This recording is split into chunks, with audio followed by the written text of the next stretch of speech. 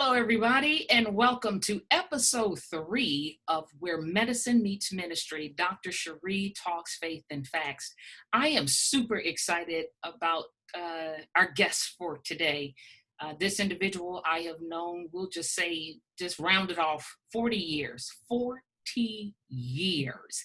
And so I can definitely tell you I have seen her walk the walk and talk the talk and live out her faith ministry freely, unabashedly, and her work has truly made a difference in hundreds and upon hundreds of lives, not just with the individuals that she works with, but those individuals are connected with families.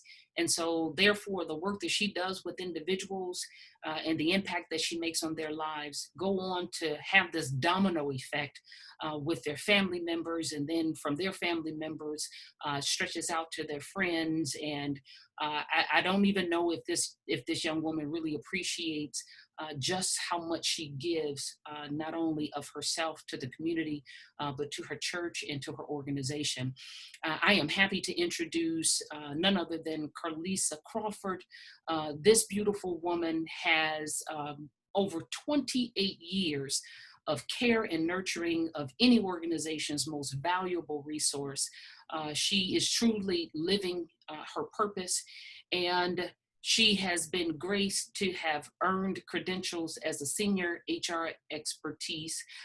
She is chief of operations and human resources for the largest labor union, one of the largest labor unions in the country. Let me say this again. Chief of Operations, Human Resources for one of the largest labor unions in the country. Truly, an individual can't hold this type of position without love for people and love for what she does.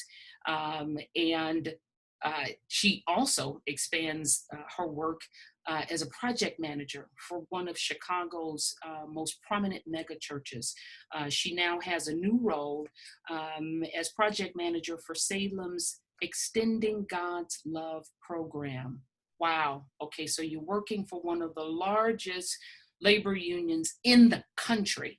And now you're also working for one of the largest mega churches in the Chicagoland area. Everyone give it up for my dear friend and my special guest, Miss Carlissa Crawford. Thank you. Here's the applause. It's coming from all over the country. Thank you, Dr. Cherie. Yes, it's my pleasure just being here and sharing and bringing my experience around where I think medicine meets faith, but from the standpoint of the business environment in which I've worked. As you said, I've been working in human resources for over 28 years, and I am living my passion. I love people and recognize that the human resources, people are the most valuable resource any organization could have. And so I just come to work every day, pouring into people and just helping process and systems work and keeping people and the impact of people in mind. And so in that way, I'm living my purpose, because one of the things that I learned early on when I decided to kind of take this professional turn into HR is that I have just a desire to want to make things better, want to make things better for people, want to make things better for organizations, and realizing that people are the most valuable resources. So if you make things better for people, if you come to work with the approach of I'm going to pour into people, I'm going to do what I can, what God has gifted me to do to make the situation better, then you're making the organization better. Because see, the organizations might be looking at things like what's the bottom line, what's the cost impact, what's the overall business impact and business model. But at the end of the day, all of those things move. by the people who are in it. So if there is some resource in the organization that's focused in on that, then it helps everybody. And so that's kind of the way that I've approached this. And you were the first person who really helped me to understand that human capital, that the individuals that work for you and within that organization are your most prized asset. We talk a lot about, you know, 360s, performance reviews and things of that nature. We talk about goals and how individuals build on goals, and each of your goals need to have a time component, and is it real, and we go through all of that, and that is good. It is necessary within organizations, but truly appreciating the individuals that work for you, that's boots to the ground, that's doing the day-to-day operations, making things that making the environment that is safe for them, that allows them to grow, that allows them to utilize their gifts and talents, and you impressing upon them that you want them to grow, you want them to succeed, and you appreciate that the better they are, the better the organization is overall. It was Mhm. you that really helped me to appreciate that. And it caused me to shift my focus in how I dealt with the individuals that reported to me. Because although I have a caring heart, as a physician, I care, and I'm passionate, and I'm affectionate, and I want that family feel when individuals come to work, because they spend so much time Mhm. with me and with them together, sometimes 8, 10, and in the medical field, 12 hours a day that you're with this group of people. So you try to make it comfortable, but human resources and appreciating your human capital and developing individuals goes beyond just making them feel comfortable, right? Mhm. And you Mhm. have that expertise to really drive home and take individuals gifts and turn them into talents. You appreciate the importance of hiring the mindset and teaching the skill set. You Mhm. can't teach a mindset. Either you're going to hire the individuals that have the mindset that's going to allow you to carry out your mission and the vision for your organization, and then teach them the skills that will allow them to excel in their roles. But if they don't come in with the mindset that is lined up with the mission and the vision of that organization, you kind of sometimes end up spinning your wheels. Right. Yeah, that would definitely make it more difficult. And you're right. It's around nurturing the relationship, nurturing those skills to further help people grow and develop in support of the organization. Hmm. Now, I know that you are a woman of faith. You love God, and you carry him with you everywhere you go. And I know, and I have witnessed that you are not a person who would hold her tongue um, about her relationship with God and how she stands, and the role that faith plays in her life, whether that is in the workplace or not. Tell me, has your role um, in the various different organizations that you've worked for, have you felt hindered at times with expressing your faith? And if Mhm. you did, how did you handle that? Yeah, I think that's a really good question. And I think it's something that people probably struggle, Christians struggle with probably often going into work in different work environments. And I have worked in organizations that were as small as about 10 people and as large as 43,000 people.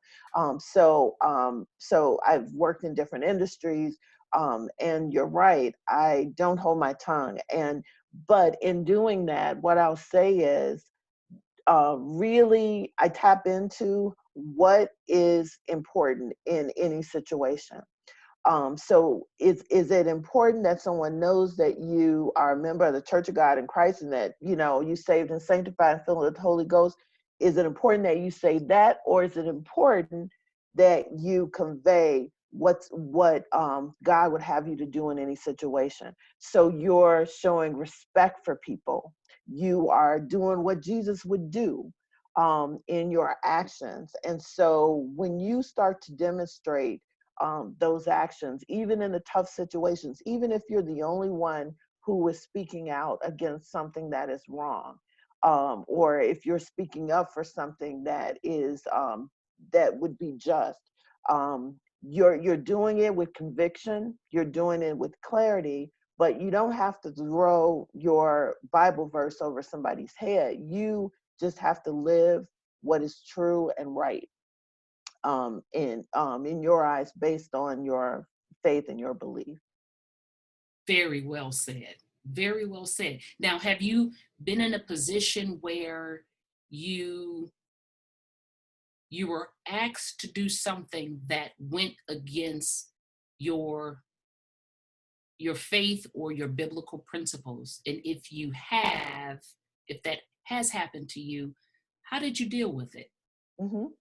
Yeah, I have, and one example from years ago comes to mind, where there was an organizational um, cookout, and there were, as a part of the process of securing a location and so forth, one of the things that you do with the park district is you identify what you're going to have at the picnic. So this particular organization, they were, um, s- um, their history of their cookouts, they would always have alcoholic beverages as a part of their cookout, which, that's fine if that's what you want to do. But the part that became the ethical dilemma was that I was the one that was organizing this. And um, when it came to report out to the um, forest preserve, what we were going to be doing, then, I put everything we're going to be doing, including having alcohol, which would be a major cost for the employer to do. And so in getting, working to get the approval for all the funding, that was something that they said, oh, we never pay for for alcohol, but we always have it. And so for me, that's an ethical dilemma. I'm not going to sign on for something that is not accurate. I mean, I'm just, to me, that's an ethical dilemma. I'm not going to say that we're going to do something and then, or we're not going to do something and then we do it. And full well knowing that if it ever comes back, then it would be me who have signed on for it. And so that's something my faith would not allow me to do. So I refuse to do it. Either I'm not going to be the person who does that. So then I stepped away from being the one who organized that, because I couldn't do it. So it was like either or. So either they felt strongly that they wanted to do it, or they felt and was going to do it the wrong way, or but I was willing to step away. Ultimately, they did it. They paid for it, and it was done in the right way. But the really big takeaway, and this was years and years ago, and early on in my career, but it's something that stuck with me. And that is that when you have a strong faith and belief in how something should go, um, you have to be willing to walk away. You have to be willing to accept the consequences. And what I have seen is that the scripture where I was young and now I'm old. I've never seen the righteous forsaken. I've seen that to be true. If you stand in what's right, it may not always happen exactly the way you would have designed it for yourself, but you will not be disappointed in what God has for you just by standing on what's right. Mhm. So compromise, especially when it comes to uh, obeying and walking in biblical principles. You have relayed an event where standing on your principles, um, it will pay out. God has every Mhm. intention that we will not fold or succumb to events or people or situations that would cause us to act or speak against what he has taught us in his word. And there will be times in your life where your faith and your stand in him will be questioned. And, for some individuals, and like in your position, you're carrying like the highest titles within HR departments. I mean, it starts and ends with you. I mean, you're the one that's hiring the capital, you're training the capital. When it comes time to dismiss individuals, you're it. And so being in that significant role within these organizations, it probably could have been, I wouldn't say easy, but I'm sure the thought of, you know what, if I go right along with things, I'm cool, I'll have my job, it's just this one thing. God can work it out down the line. If he won't address it, he'll deal with the people that are over me to get them to do what's right. We can rationalize Mm-hmm. away our responsibility Mm-hmm. uh, for anything. But there were individuals who were watching how you lived. They were watching the steps that you took. They were watching how you dealt with situations. And then God was also looking too. And he honored your stand.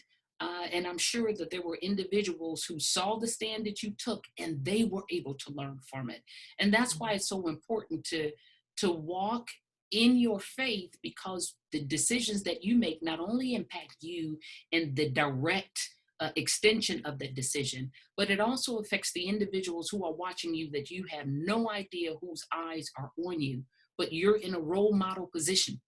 And Mm-hmm. so if people are looking at you and figure, well, if Carlissa did it and she got away with it, then next time I'm confronted, I'll sneak off and not do the right thing. And Mm-hmm. then the work of what God is trying to do in our lives gets murky, because you have individuals that are professing a certain level of faith in Christianity and walk in God, but yet their actions are not aligned. Right. It's not lining up. Right. Absolutely. Yes. Exactly. So you showed alignment.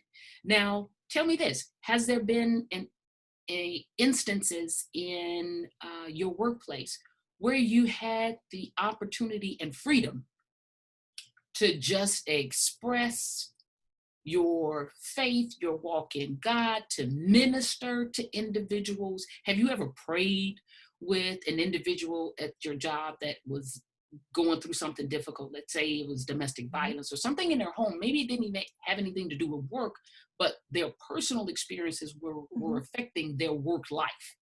And you Yep. now had to address that. Can you share if you've ever had an experience like that and what Mm-hmm. happened? Yeah, it actually happens more often than you would imagine, where there are people who are of faith, who are going through certain things and different experiences, and you are in a conversation with them, and they will just reach out to you because God has a way of putting His people together and putting them in a position to be able to supply what somebody else may need in a moment.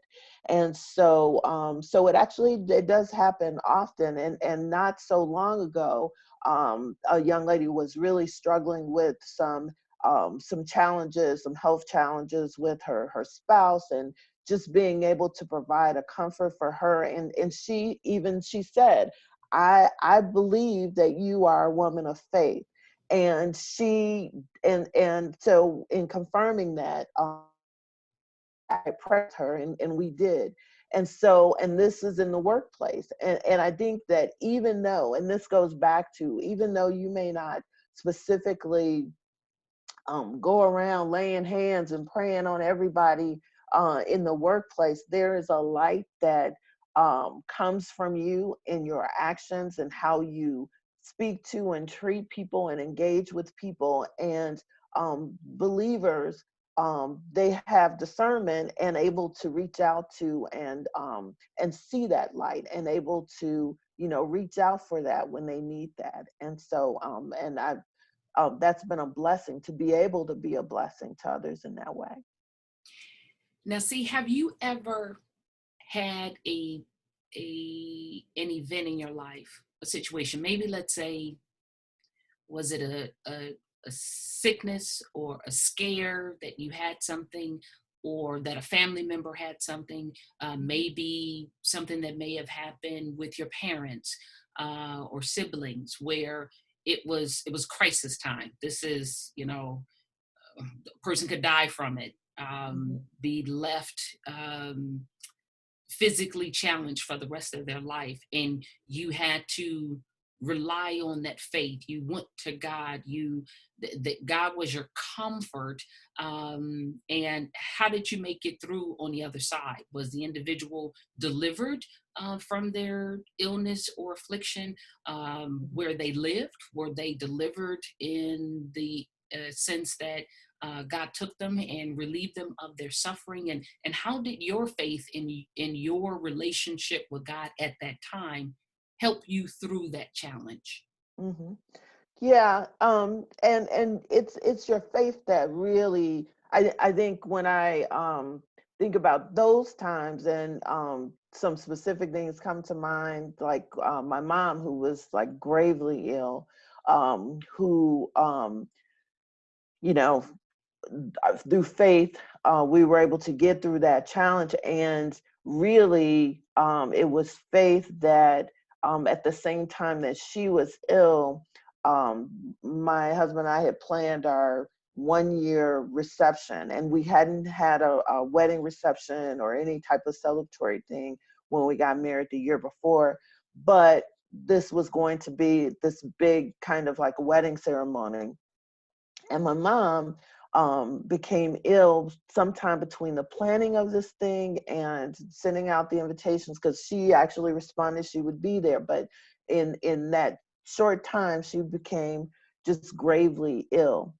And I remember it was the night before, the day before the actual reception, because we were going to go ahead and go through with it. And again, it was our faith that, believing that, she's going to be okay. Well, I strongly believe that. So one of the things we did, we went ahead with the planning, but it was the day before, the day when I was going to get my hair done and I was going to get my nails done, that I ended up being at the hospital with her. So because she had stents put in, her heart was operating at like 12-15% capacity or something, and it wasn't looking good. But they were able to put the stents in, and we did all of this the day before. So I forfeited all kinds of prep procedure stuff that I needed to do, because I wanted to be there with her. So she got through the surgery successfully. We had the event the next day. And one of the things we did, we had a big card for everybody to sign for her. We acknowledged and prayed for her as a part of the event, but we went through and it was a beautiful event. My mom, just months after that, ended up getting out of the hospital, going into rehabilitation, and now is, I mean, if it's possible for somebody to be 100% after going through that, she's 100%. And so, but it was such strong faith that even if it was not meant, if it was God's will to take her home, it was still okay, because what we know is that we don't understand his ways. We don't understand why something happens, or when he decides to take someone or not. Um, but we trust him. Yes. And I think that that is so critical now today in this world of COVID-19, is that people of faith, um, they don't have to worry, because whatever happens, we know that God is in control. We do not understand it, but we trust him. And so that's really what faith is. It's to get through those situations with no more information anybody else has, other than we know that there is a God, and we can trust that at the end of the day, all things will work together for the good who loves him and called according to his purpose. Perfectly said. Perfectly said. And I remember the time that you described with your mom. I remember it very vividly because you were due to come and see me compete for my, I was doing not bodybuilding, but it was more of figure competition. And I had my figure competition. And I remembered you were going to come, but I got the call from you stating, whoa, mom is not doing well. She went to the hospital. But I watched, and from a medical standpoint, and let me share with the audience, the event that Carlissa is describing was grave. Her mom was in a very bad way, and it was hard for me as a friend to be so brutally honest with you about, short of God working a miracle, this is what you can expect. I remember having a conversation with you. Just get her house in order. We're not discounting that God can heal and bring her through. We're not discounting that at all. But just be prepared. And you did. You made the preparations. We went through all that, but that didn't stop us praying. That didn't stop us visiting. That didn't stop us from holding out that God would deliver. But we were accepting of how He would deliver. And I think that's what so many individuals, that there's that conflict, that if God doesn't deliver the way they want or the way they expect, that they somehow feel that God didn't hear them, that God failed them. God is not here for me. He seems to answer everybody else's prayers instead of mine. But we have to get to a place where we trust Him. And therein lies that whole connection of faith. So, we know that faith is the substance of things hoped for, the evidence of things not seen, but there's an element of trust that no matter what happens, God's will be done and I will be okay. Just like you related with COVID-19. We of faith, we trust and believe. We as the righteous, we have not seen the righteous forsaken nor his seed begging bread. But in that doesn't give us the freedom, or God does not justify us going out and not being safe. Right. And so your mom had the stents placed, there was a visit that we visited, we made decisions on medications and support and things of that nature. And so that's where that faith without works is dead. The works come in and following up with what the physician says, doing what you can do, getting the stents placed. Now in this environment, wearing the mask when we're going out, wiping down our substances and countertops and things that we purchase. So God wants us to be smart and use wisdom, but we don't carry the same level of fear because our faith has been built up and we have more faith than fear. Doesn't mean that we know exactly how this is all going to turn out. I know that I have lost close people to me through COVID-19. People that I know, people that I had just talked to a few weeks ago. I'm later finding out that they died as a result of COVID-19. But that doesn't shake my faith in God. It does not shake my faith that we won't get through this on the other side better for it if we learn the lessons that we need to be learning while we're in this circumstance. There are lessons to be learned. And what I fear is that I don't fear so much the physical results of COVID-19. What I fear is this global lack of understanding, or this lack of consciousness that there is something we're supposed to be learning from this test. Right. Yeah, this is too big for it not to be. It's too big for there not to be something we should be doing with this. Correct. And if we were to each take on and learn our individual lessons, collectively, the larger lesson will be learned. Absolutely. And that's why it's so important to have these types of conversations so that people can hear from past experience and learn and grow and gain strength from your trials and tribulation, so that they'll know that, oh, I can get through on the other side of this. My mom can be deathly ill and make it through, or my mom can be deathly ill and God called her home, but I can be okay with it because I'm learning how to trust Him. I'm learning how to lean on Him and how to allow Him to get the glory out of my life and let Mm-hmm. his will be done, and Mm-hmm. not question so much. We have a lot Right. of questions of God Mm-hmm. and why things happen, and if we really read the word, he lets us know there's some mysteries we will never know. And Right. instead of asking all of the whys, um, trust. And Mm-hmm. trusting is hard. It's Right. hard because we want to have our hands in it and we want to fix it. We don't want to be at the control. But you got to realize being at the control of an omnipotent God, being in control of a God, when you look outside and you see, blue skies and white clouds and hear the wind blow and feel the wind on your face, he created things that you can't even wrap your mind Mind around. around. So Yeah. if a God can Yeah. do that, trust him. Right. And trusting him does not mean do nothing. And so it doesn't mean to just lock yourself in and don't, just, well, this is so big. This is out of my control. I can't do anything. Trusting in him and building relationship with him, it also empowers you to connect with him and ask him what will he have you to do at this time.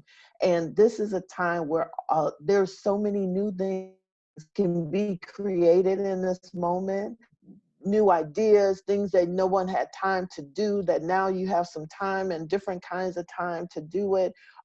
Creativity being, gifts that you have that have lain dormant be in your routine can start to explore. So it doesn't mean to be still. It just means that you don't know the answers. You can't figure this out. So don't even try.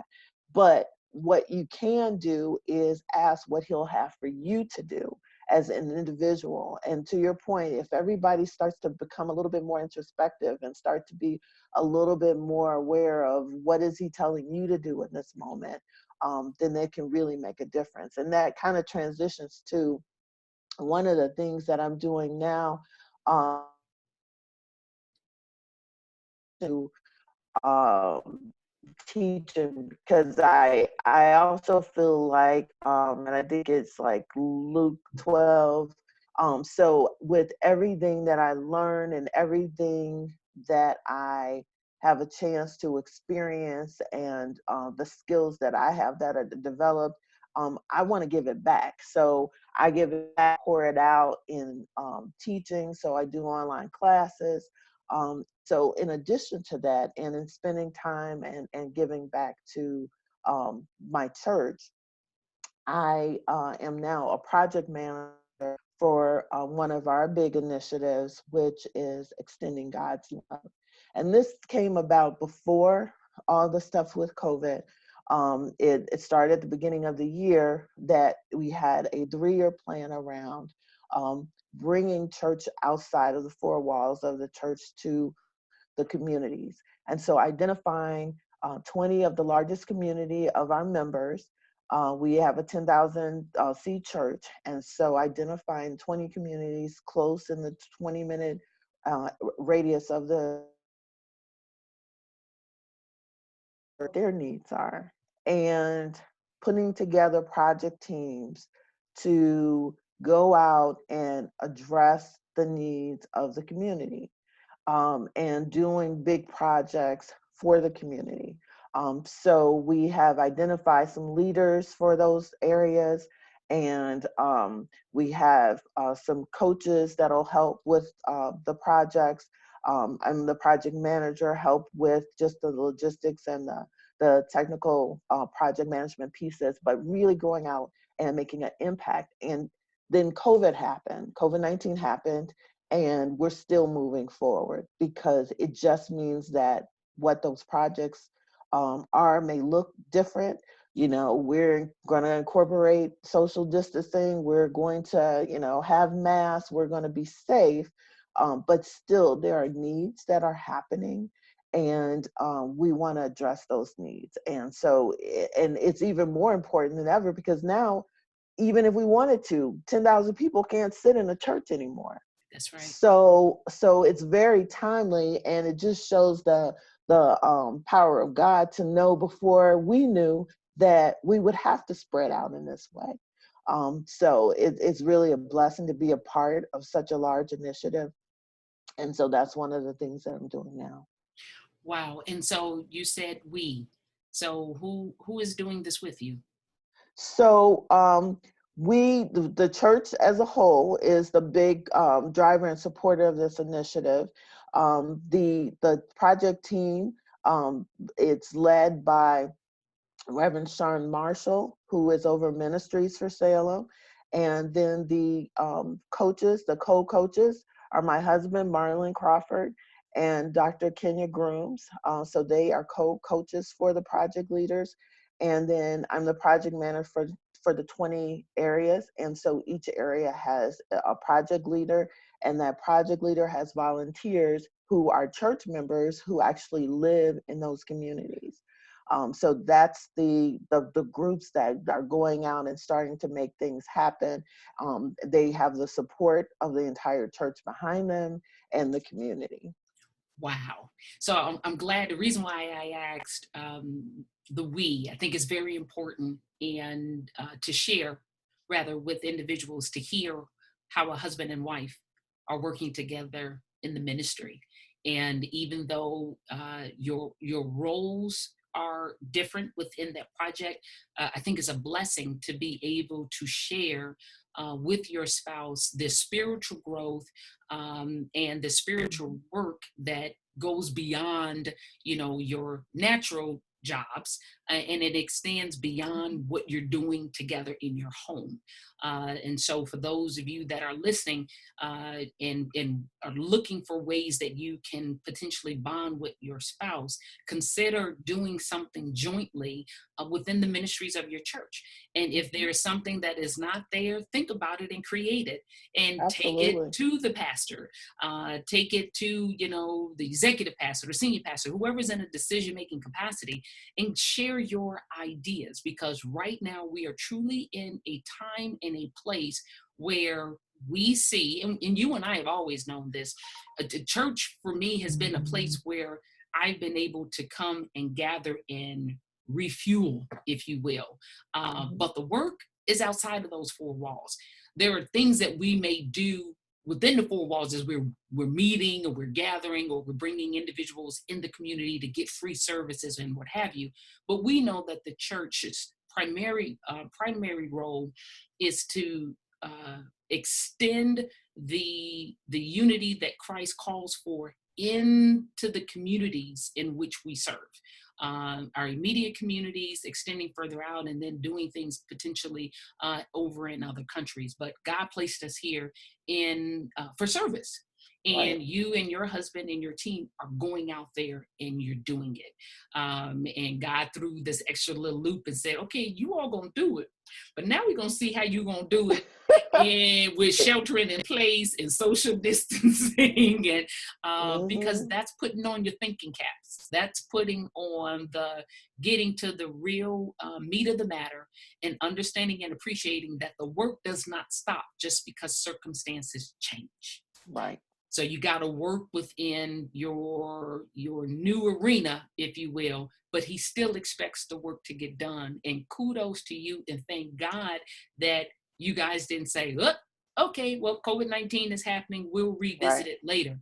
But you appreciate, one, the work still needs to be done now, but you also appreciate that the work that maybe you had intended to do before COVID-19 is going to shift. There will be Hmm. a new norm or new reality, or a new Right. in every area of our lives. For those of you that are listening to this program and you're thinking that you're going to come out on the other end of COVID-19, and that next year this time things will continue to happen as they always have, they won't.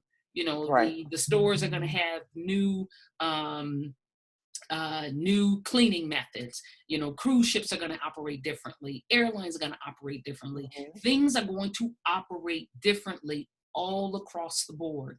And so having the mindset to expect change, Right. and being able to flip on a dime when that change happens to still get the work done, Hmm. is a skill. And thankfully, and Salem is blessed to have people like you and your husband and the other individuals that are working on the project to have that zeal and that desire to do more, Mm-hmm. to be a blessing. And I'm so very grateful for that, because living in the Chicagoland area, one, I'll get to have the opportunity to potentially be a volunteer on a project, Mm-hmm. to help and to assist, because you and I both know that only what we do for Christ is going to last. Right. And you and your husband are doing some lasting work now, Mm-hmm. not only in the church, you always have been, but I'm grateful for the level of expertise that you've learned naturally, coupled with your relationship with God and the growth that you have done Mm-hmm. spiritually, now is able to have an impact on Carlissa Crawford as let me make sure I'm saying this right. This is the Chief of Operations, Human Resources of one of the Yes. largest labor unions in the country, Mm-hmm. coupled with this fantastic work as project manager, for one of Chicago's largest mega churches. It means a lot, because the impact on the lives of people that you get to touch is tremendous.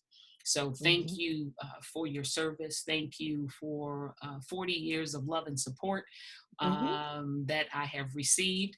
And now that we are at the end of the show, I can share with everyone. I have known Carlissa Crawford for 40 years.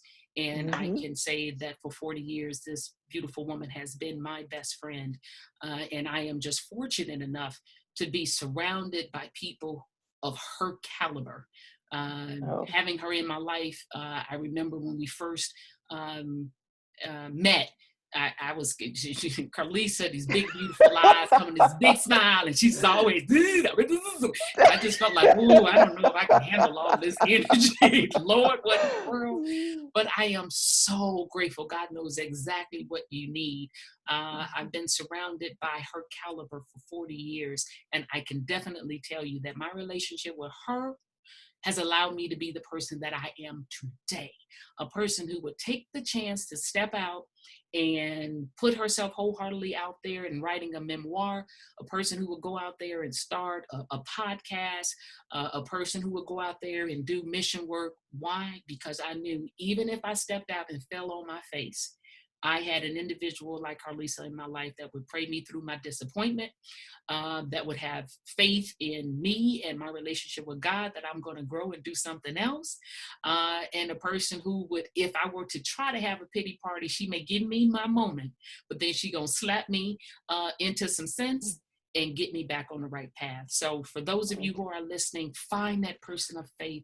That person is there. Open up your heart to them and let them come into your life, because these individuals can be on their game and do their thing in their organizations and in their business. But man, that type of fervor, those are the faith individuals that will take that same further and pour faith into your life and give you the strength you need to branch out on things you never thought possible. And so, with that, Carlissa Crawford, thank you so much for being a guest You're on very episode welcome. My 3. pleasure. You are absolutely phenomenal. Guys, I'm going to make sure that you have all of the contact information you need for Carlissa Crawford. She would be an excellent resource to come and speak at your church. She would be an excellent resource to come in and do some training for your nonprofit. She would be an excellent source to come in and to teach a course that you've had it on your heart to teach, a webinar that's going to teach individuals about human capital, about how you hire and how you develop and teach skill sets and what have you. This is the woman that you need. So I will make sure that you have all of her contact information, because this is somebody that you want in your corner. Carlissa, thank you. Oh, thank you. And you have You been. you always bring me to tears. Everything you tell me. And sweetheart, I Anytime am I hear you sitting up here. talk. I'm holding back my tears because if I do, I'm not going to be able to stop them. But what I will say, and this should say something to you guys about the relationship that we have. If you heard the first 2 episodes was just me. My very first episode where I had an interview, it was already laid in the books when I was 13 years old and first met this woman, that she would be the first guest that I interviewed on this podcast. And so with that, I would tell you guys, I can't wait for you guys to get a taste of episode 4. Is going to be absolutely fantastic. And until then, God bless you guys.